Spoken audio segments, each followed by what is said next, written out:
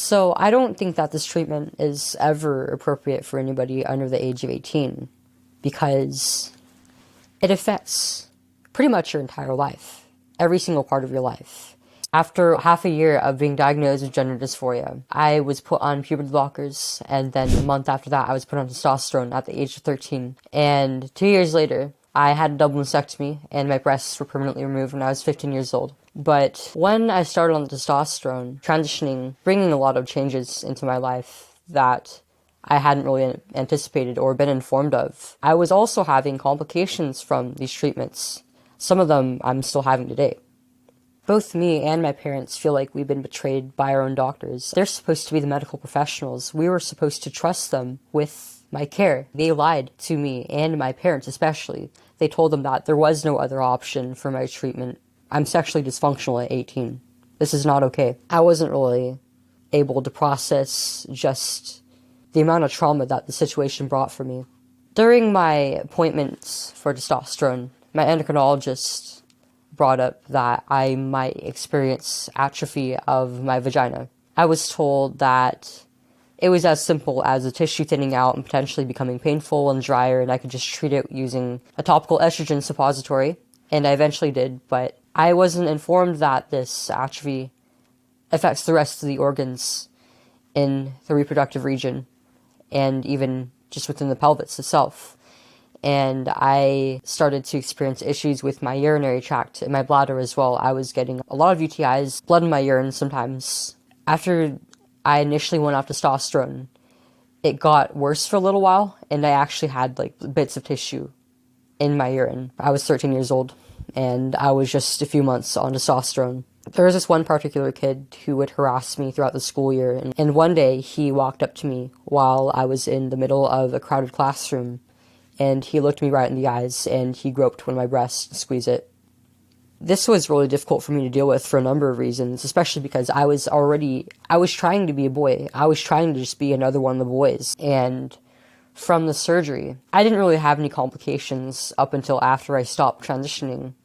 Obviously, I'll never be able to breastfeed whatever children I have, and they had to sever some nerve endings in the process of doing it, so I don't really have really any erogenous sensation there. But now, because the skin grafts they used, as of around this time last year, they've started to leak fluid. I don't really know what this fluid is. I've tried to reach out to my surgeon to try and figure out what is going on with my grafts and what I can do about it. It wasn't the skin, it was the actual tissue within the vagina itself. It's something that happens to women who go into menopause, and so their estrogen levels drop. Puberty blockers are basically an artificial form of menopause in that they stop the body from producing sex hormones. I actually started to experience other menopause-like symptoms, like hot flashes and itching and being lethargic and sleepy throughout the day.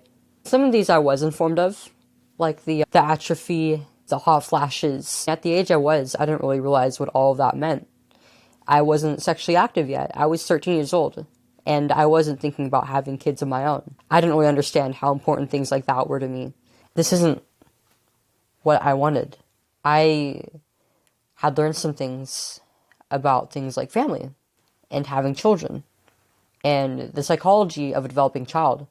And I realized just how special those things were to me, how much I really wanted to have a child as an adult, and that by going through this process, I was potentially going to lose my ability as an adult. Growing up, I had issues not only socializing and empathizing with my peers and other people. I had a pretty late onset of the development of my empathy, I think. And I had, for the longest time, I found it really difficult to regulate myself emotionally. And I would often have tantrums and outbursts to deal with. It was a huge adjustment for me because before I started speaking out, I still hadn't really recovered from all of the social and physical and emotional ramifications of transitioning and detransitioning.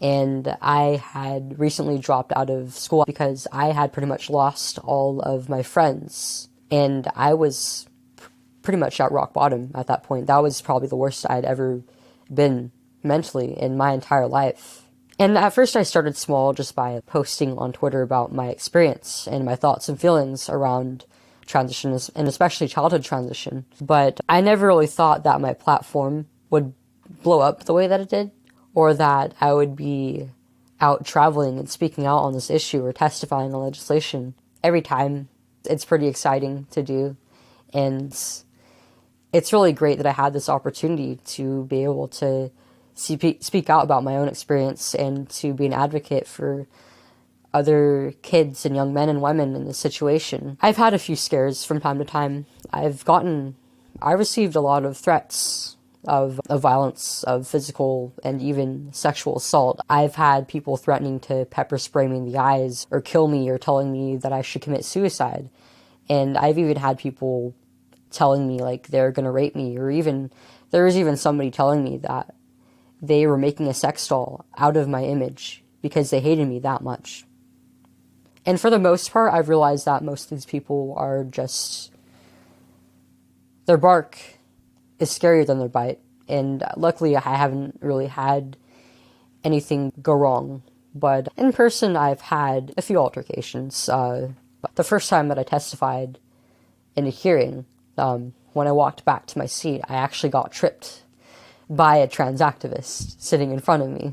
There was another transgender activist who followed me out, and they became more and more belligerent and started to chase after me, and they had to get security to escort this person out of the building.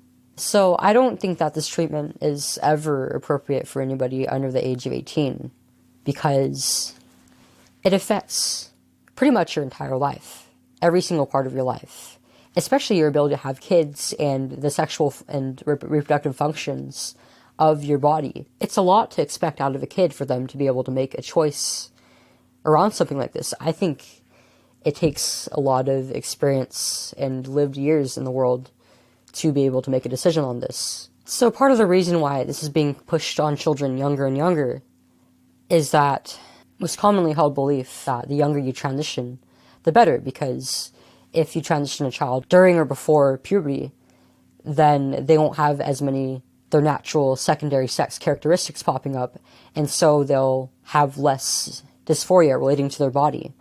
This doesn't really take into account the fact that the younger you transition, the more dangerous it is, because you're directly interfering with your development. And that includes your cognitive and your emotional and social development, as well as your physical and sexual development.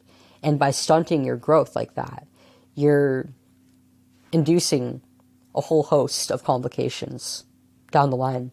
And I feel like if I was diagnosed much younger, I would have known what it was that was making me think and act and behave differently, and my body image disorder would have been dealt with more easily. I would like to be a part of this fight until the very end, and so there is a better standard of care in place for minors and adults who experience gender dysphoria.